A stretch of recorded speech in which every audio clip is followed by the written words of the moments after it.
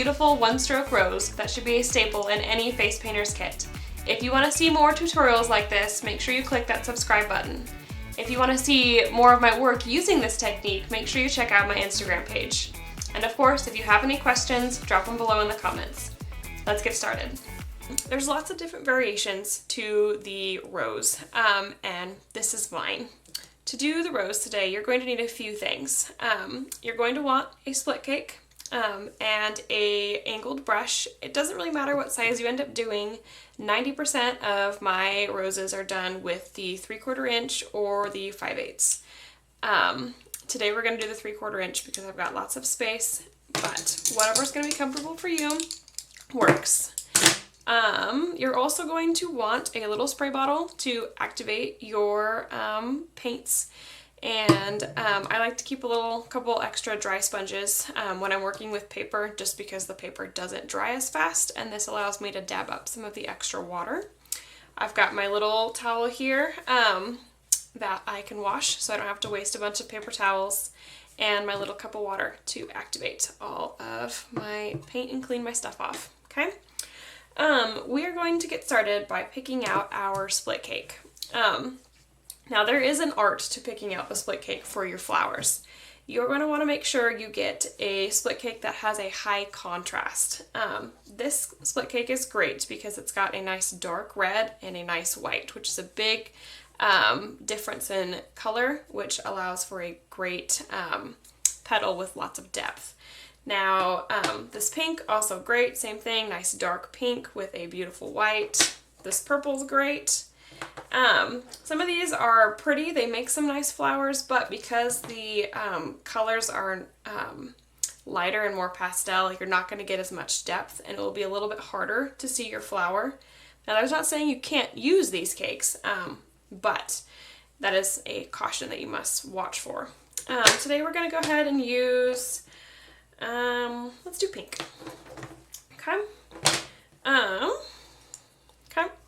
My beautiful stuff here. When you are doing your flowers, there's a couple strokes that you need to make sure you are comfortable with. Also, big tip, like to take my brush here and give it a little dip in my water, and then dry off that excess. That makes a big difference in how much you need loading wise. Okay, let's go ahead and load so that we can get it beautiful. It's a little bit wet, figures. Okay, we are going to start with the basic petal shape. To do that, you're going to prop your brush down here, and the top is going to go further than the bottom will. You can do that by giving a little shimmy. You can also do it by just rounding it. Okay, you can also go in and have a little bit of fun and go whoop. I like that. That's a fun petal shape. There are no rules on whether or not you do the white at the top or the pink at the top. I'm going to go ahead and flip it around and show you both. Clean that bad boy off. Flip it. And we could do it this way too. Need more water. Figures. Let's give it a little bit of that. Pretty. Same thing. Going and doing a little whoop. Or maybe just a circle. Okay. That is your basic petal shape for most of the florals that we're going to do. And again, it doesn't matter which way you go with your top, as long as you've got a nice high contrast cake. Beautiful. Okay. Let's go ahead and move our little paper over and swap out. Here we go. Today I think I'm going to go ahead and do the dark at the top, because why not? Now, some people like to do guidelines when they are doing their flower. I tend to be a little bit more chaos and don't necessarily love to do that, and I like to just kind of let the flower choose the shape. But if you were going to do guidelines, you would just go in and give yourself a little guide for when you do your flowers. We aren't going to do that today because it's not my vibe. Okay? So once you're nice and beautifully activated, we're gonna go in. Hold on, we need a little bit more water. We'll start off on a strong note. And now we have too much water. It's an art form, I swear. We're gonna go in and do a petal here. I'm gonna do one here. Let's do one here. Here. And we'll round it out by popping them here. Like that. Okay? Now you need to be patient. And I'm not a patient person. But if you try and add your petals right on top of this and it's still wet, you're going to muddy up all of your lines and your petals won't be very cute. So you need to give it a minute, or because I'm impatient, I use my handy dandy sponge and give it a little smushing.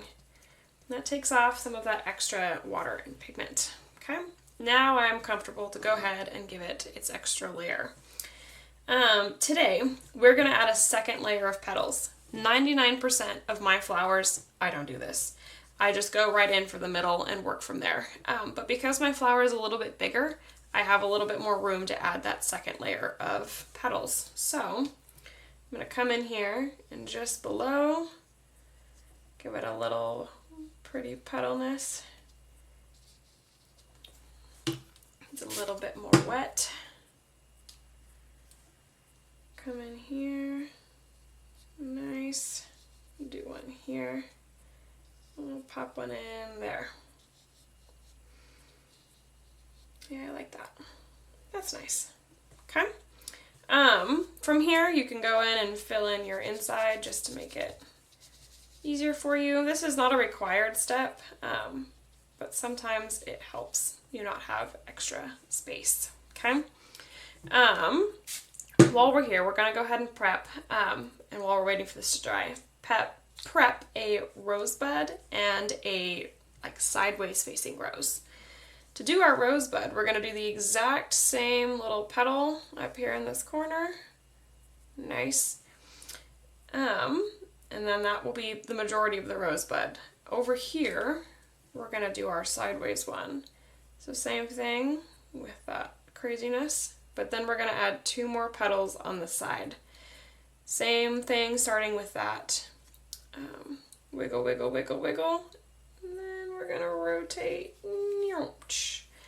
That kind of curves it in and cups the rose. I think that looks super fun and pretty. And we're gonna curve it in too.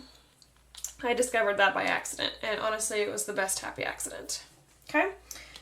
Now this is mostly dry. I'm gonna go ahead and add my inner petals. Now, sometimes, especially on a small kid's face, I'll switch to a smaller brush when doing the inside bits. But today I've got quite a bit of room, so I don't have to do that, which is excellent because I hate having to switch brushes. To do our inside bit, we're going to come in and we're going to do a little U shape. Hold on, it needs a little bit more. And it still needs a little bit more. Hold on. Really nice. There, that's beautiful. Okay. Let's see if we can go ahead and dry that piece off so we can do the other side, because now this is quite wet. Whoa. Absorb. Thank you. While we're waiting for that to dry, I'm going to go ahead and do our little rosebud. To finish off the inside, we're actually going to do the exact same thing on both pieces here. You're going to come into the middle and do the U shape, but the other way. Comes out that way. Okay. Same thing for this spot. Remove a little bit of that wet. We're going to come in, give it a little U shape. Very nice. Then we'll finish it off on this side by going in U shape, going the other way. Same for this friend. It does not matter which side you do it on. To make it a little bit more visually appealing, I tend to switch sides, especially when I'm doing a larger piece, but it doesn't really matter, truly. I don't know the anatomy of a rose. I don't know if there's a certain way they need to go. but I'm the artist and this is what we're gonna do today. To finish off the inside bits, there's a couple ways we can do it. On this big rose, we're gonna show you that we can come in and go in and down a little bit. I like that style. I think it's very pretty. You can also come in and completely circle it off. All the way big U. And close it off completely. I think we're going to do that on this one too. Close it off completely. Okay. From here, we're going to add a few more petals to finish off just the side. So you're going to start here on the side and you're going to rotate it out and then take just the tip and go in. Same thing on the other side, little wiggle, little wiggle, wiggle, wiggle, and in. Okay? I think this one needs one more down here too. Cute. And I want to give this one a few more little wiggles too. That would be pretty on it. Cute. Same for here. Little wiggle, wiggle, wiggle. And wiggle, wiggle. It's a little more. Wiggle, wiggle, wiggle. And in. And one more. Okay. Ta-da! Now you have a rose. Very fun.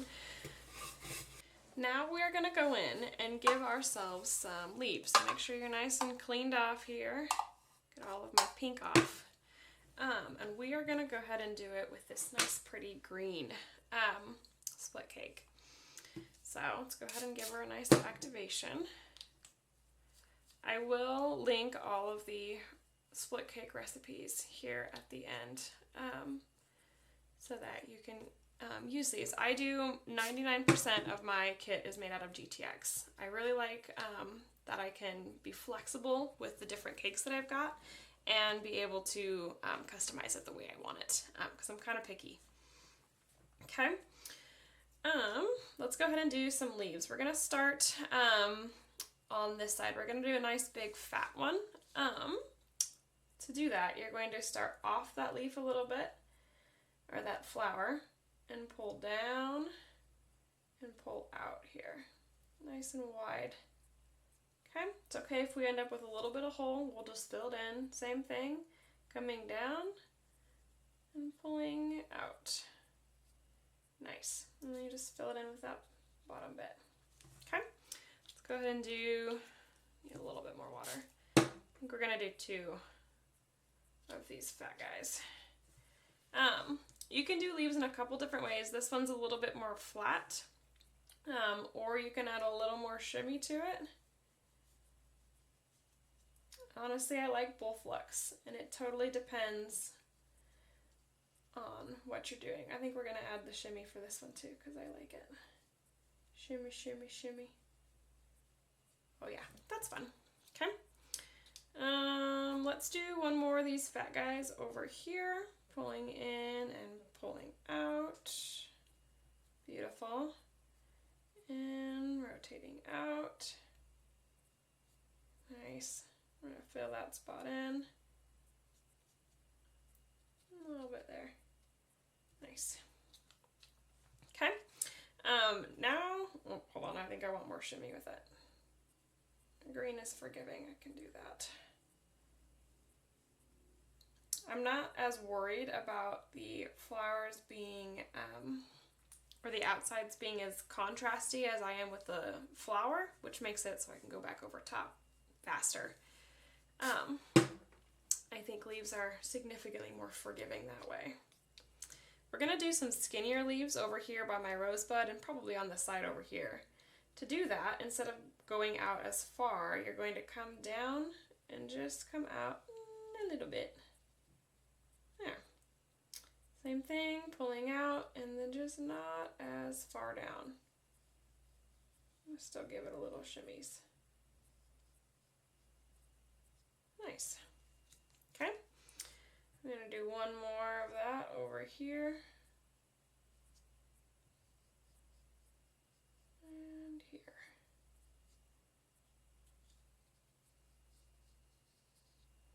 Cute.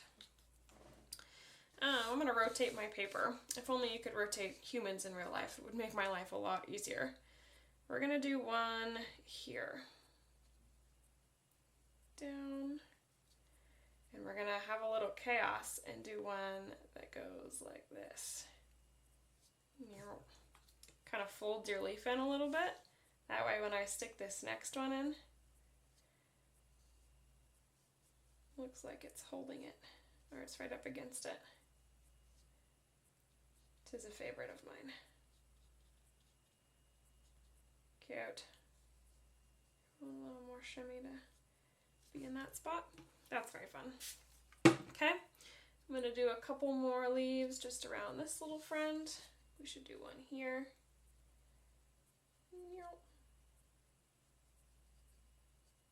There. Maybe one on the top. Nice. Okay, I like that. So now I've got some nice leaves. You can go in, refine your shape if you need. I personally like to go in and give it the middles, especially if it's rounded. That adds some depth, some more 3D effects to my leaf here.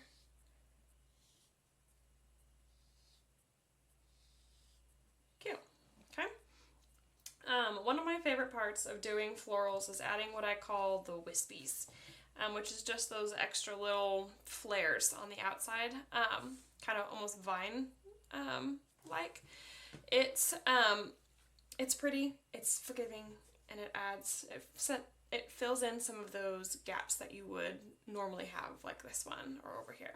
So I'm just gonna go in with like the top half of my brush here and give it a little whoop. That's cute. I'm gonna do one down here, maybe some over here. It doesn't matter if they end up a little bit fat or if they end up more skinny. I think they look good with the variety. Just gonna fill in some of my empty space here. Might go in and add some here. Kinda pretty. Add a little bit here, because why not? And maybe add it a little bit more there. Cute. Okay, there's a little bit more prettiness. Okay, now we've got this beautiful flower with some leaves. Now, when you have the opportunity, I really like to take an additional contrasting color and add a little bit more visual appeal to a design. So we are going to use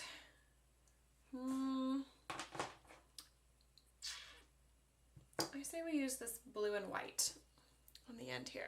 So I'm going to move my brush size down. This is a 1/2. By adding a color that is different, especially one that is really far away on the color wheel, this one's not really that far, but it makes it look significantly more visually appealing to people, especially from far away. Okay, so I've got my activated, a little bit of blue and white here. I'm just gonna go in and add some little tiny ones. Just a little rotation, maybe just a in and pull down. And it's already dry.